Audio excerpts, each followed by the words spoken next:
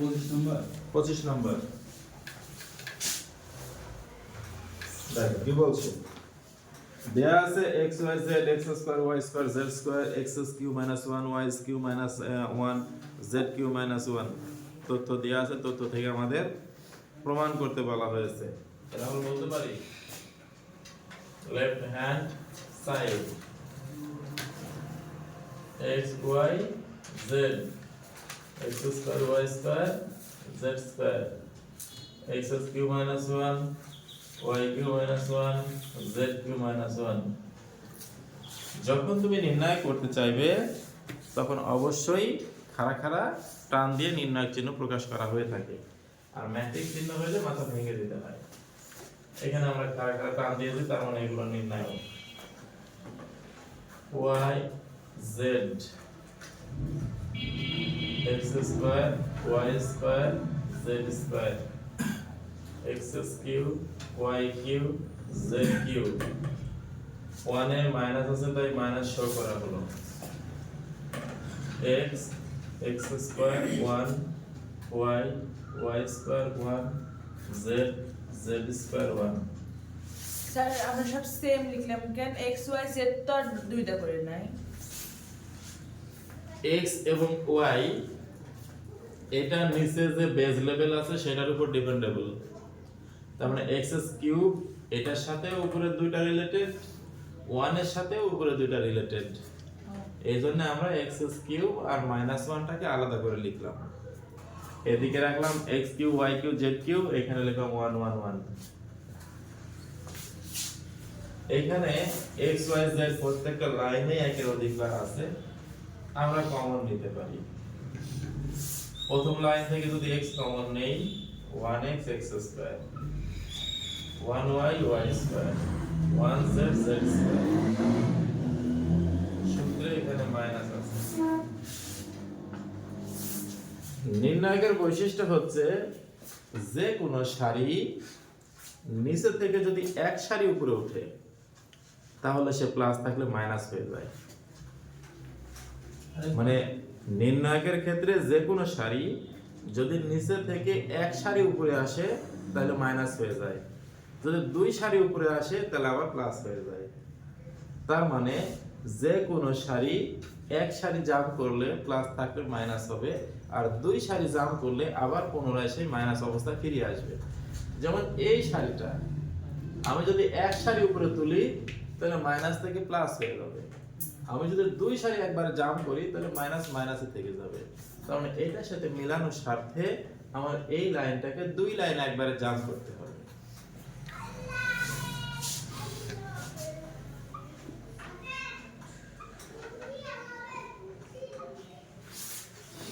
এবার আমরা দেখতে পাচ্ছি এই দুইটা একই জিনিস আমরা এটার এটা তথ্য মতে এই দুইটা কমন নিতে পারি স্যার এখানে 1 নিলেন কেন কত নেব না এমনি 1 নিলেন কেন মানে হচ্ছে এখানে তো 1 ছিল এখানে হ্যাঁ যখন আমরা কোনো কিছু কমন নেই এখানে এখন 1 লেখার প্রয়োজন নাই এটা এখন লিখব 1 z z স্কয়ার এই দুইটা আমরা একটা কমন নিলাম এখানে থাকে x y z -1 যদি আমি এটা কমন নিয়ে নেই কোনো কিছুকে কমন নিলে যদি সেখানে কোনো মানই না থাকে অবশিষ্ট তাহলে সেখানে 1 ধরে নিতে হয়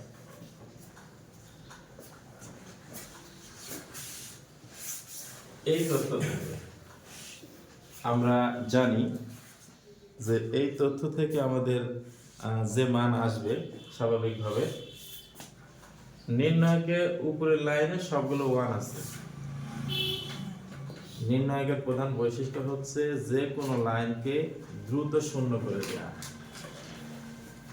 অঙ্কের লজিক অনুপাতে যদি আমি যে কোনো লাইনকে শূন্য করতে পারি তাহলে দ্রুত সেই লাইনকে শূন্য করে দেওয়া যত তাড়াতাড়ি শূন্য করে দিতে পারবো তত তাড়াতাড়ি আমার উত্তর পেয়ে যাব এটা হচ্ছে নির্ণায়কের প্রধান বৈশিষ্ট্য তাহলে আমার প্রথম লাইনে সবগুলো 1 আছে আমি বিয়োগ করলে শূন্য হয়ে যাবে তাহলে আমার উত্তরটা তাড়াতাড়ি পেয়ে যাব তাই আমরা এখানে সুন্দর ব্যবস্থা করি প্রথম কলাম থেকে দ্বিতীয় কলাম বিয়োগ দ্বিতীয় কলাম থেকে তৃতীয় কলাম বিয়োগ আর দ্বিতীয় কলামের পরে কোনো কলাম না থাকার ভাবে থেকে গেল x minus y, y minus z শুধু z, x square minus y square, y square minus z sir আমাকে square। প্রথম ঘরে এই মাইনাসটা করতে পারবো না চাইলে, কোথায়? মানে শুধু প্রথম 1 এর ঘরে, নাকি মাইনাস 3টা কি করতে হবে করলে, আর না করলে নাই? এখানে যে কোনো একটাকে কখনো বিয়োগ করা যায় না, ও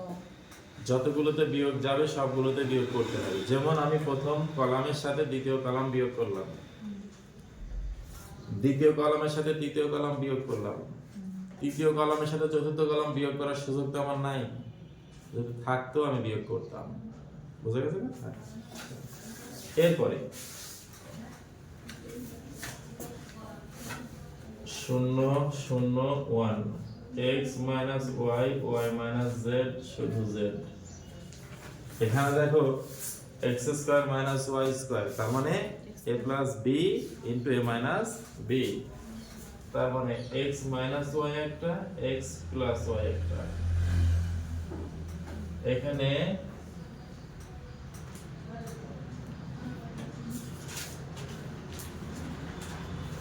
y minus z, y plus z, z square, আর পাশে ছিল x y z minus 1, ওভাবে থেকে গেল।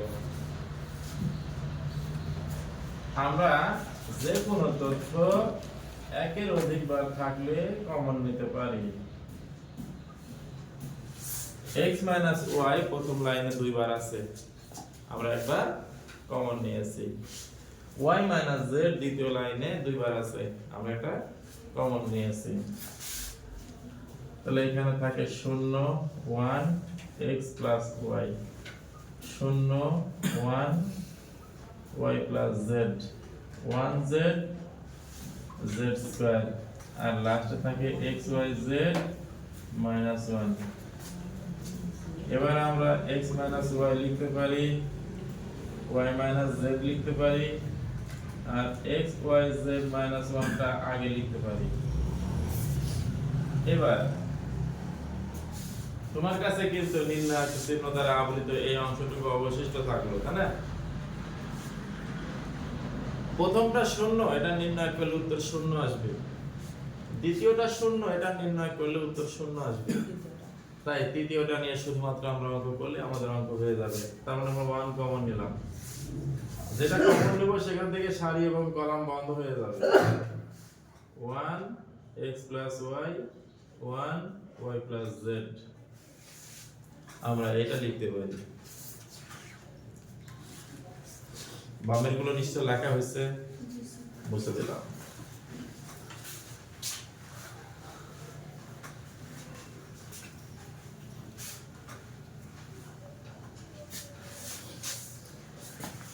এবার এখান থেকে বলা যায় x minus y, y minus z, x y z minus 1, এটা আড়াআড়ি গুণ করলে পাবো y plus z minus x minus y। কেন? কারণ আমরা প্রথম কোণা গুণ করলে পাবো y plus z, আর দ্বিতীয়বার সূত্রের মাইনাস আমরা পাবো হচ্ছে x plus y। তাই আমরা এখানে বলতে পারি x minus y, y minus z, x y z minus 1, z minus x। আমাদের কাছে এটাই চাওয়া হয়েছে, আমরা প্রমাণ করতে সক্ষম। প্রমাণিত। বুঝিলাম? মাথার বুঝে গেছে সব। বুঝিনি? আচ্ছা, লেখা শেষ করে আবার বোঝা দিচ্ছি। লেখাটা শেষ করো, আবার বোঝা দিচ্ছি।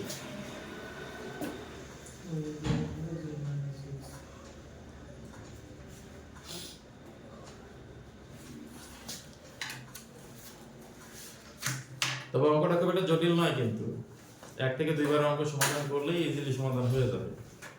ভাই একটা জিনিস বোঝা গেল, সেটা হচ্ছে মুছতে আসে। কেন? মানে এরপর থেকে প্রথম থেকে আরেকবার বুঝা দিলে একবার ক্লিয়ার। পুরোটা মুখস্থ আছে, তুমি লেখো। তোমার কোন লাইন দরকার তাই বলো।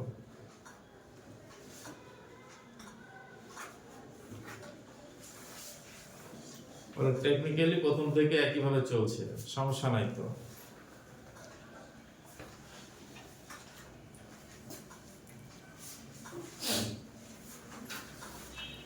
প্রথম নম্বর লাইনে আমরা যে অঙ্কটা দেখতে পাচ্ছি, তাই না? এই অঙ্ক থেকে আমার নিচের লাইনে -1টাকে আলাদা করার জন্যই আমি দুই বক্সে আবৃত করেছি। প্রথম বক্সে x y x x square x cube same ভাবে y আছে, সেম ভাবে z আছে। পরের লাইনে এসে মাঝখানে মাইনাস দিয়ে নিচের লাইনটাতে শুধু 1 গুলো শো করছে। ঠিক আছে? আচ্ছা। প্রথম বক্সে তুমি দেখতে পাচ্ছ তোমার x y z সবার মধ্যেই আছে। তাহলে তুমি x y z কমন নাও। যখন কমন নেবে তখন যেখানে একটা x আছে ওটা ভ্যানিশ হয়ে 1 হবে। দুইটা x থাকলে একটা x রানিং হবে। তিনটা x থাকলে দুইটা x রানিং হবে। তাই তো? y সেম z ও সেম। এবার দ্বিতীয় বক্সে তুমি গিয়ে দেখতে পাচ্ছ প্রথম বক্সের উপরের লাইনে 1 আর দ্বিতীয় বক্সের শেষের লাইনে 1। তাই তো? তাহলে দ্বিতীয় বক্সের শেষের লাইনে যদি 1 থাকে, নির্ণায়কের বৈশিষ্ট্য হচ্ছে যে কোনো মান থার্ড লেভেলে থাকলে সে যদি সেকেন্ড লেভেলে আসে প্লাস থাকলে মাইনাস হয় আর মাইনাস থাকলে প্লাস হয়। যদি সে থার্ড লেভেল থেকে ফার্স্ট লেভেলে চলে আসে তাহলে আবার পূর্বের অবস্থানে ফিরে আসে। তাই আমরা সময় নষ্ট না করে থার্ড লেভেলকে ডাইরেক্টলি ফার্স্ট লেভেলে নিয়ে আসছি। এতে আমাদের কোনো চিহ্নের পরিবর্তন হয়নি। ঠিক তো? আচ্ছা, তার মানে আমরা দুটা প্রথম বক্সের নির্ণায়ক এবং দ্বিতীয় বক্সের নির্ণায়ক সেম সেম পেয়েছি। এবার আমরা কমন নিতে পারি। আমরা দুইটার মধ্যে একটা কমন নিয়েছি, তাহলে অবশিষ্ট থাকে কি x y z - 1। ঠিক তো? এবার নির্ণায়কের ভিতরে যে মানগুলো আছে, নির্ণায়কের প্রধান বৈশিষ্ট্যই হচ্ছে তাকে যে কোনো মূল্যে ছোট করে সমাধান করা, যদি সুযোগ থাকে। হ্যাঁ, আমার সুযোগ আছে তো, সবাই 1, তাদের ইজিলি কেটে দিতে পারবো। তাই আমরা দ্বিতীয় কলামের সাথে প্রথম কলামের সাথে দ্বিতীয় কলাম বিয়োগ করেছি আর দ্বিতীয় কলামের সাথে তৃতীয় কলাম বিয়োগ করেছি। বিয়োগ করে আমরা নির্ণায়কের মান শূন্য করার চেষ্টা করেছি। এটা দেখা গেছে প্রথম লাইনে আমার 0 0 1 x - y y - z z x square - y square y square - z square z square. ঠিক তো? এবার তুমি কিন্তু জানো যে x স্কয়ার - y স্কয়ার তার মানে a স্কয়ার - b স্কয়ারের সূত্র a + b * a - b। দুটাতে সমীকরণ ইউজ করলে তুমি এই অবস্থান ইউজ করার পরে তুমি এখানে কি করছো, ডাবল x - y আছে, ডাবল y - z আছে। যে কোনো সংখ্যা ডাবল থাকলে তুমি কমন নিতে পারো। তাহলে তুমি x - y কমন নিছো, y - z কমন নিছো। তাহলে এখানে থেকে 0 1 x + y 0 1 y + z 1 z z square যা ছিল তাই লেখা আছে। এখানে 0 নির্ণায়কের মান 0, এটাতেও 0, তাহলে এটা নির্ণায়কের মান আসবে। যেটার মান আসবে সেটা নিয়ে ক্যালকুলেশন করব। এই দুটো ছিল পাশাপাশি একটা লিখছি, এখানে 1 লিখছি, প্রথম সারি প্রথম কলাম বন্ধ হয়ে গেল। এই সাইজন থাকে লিখছি এদেরকে।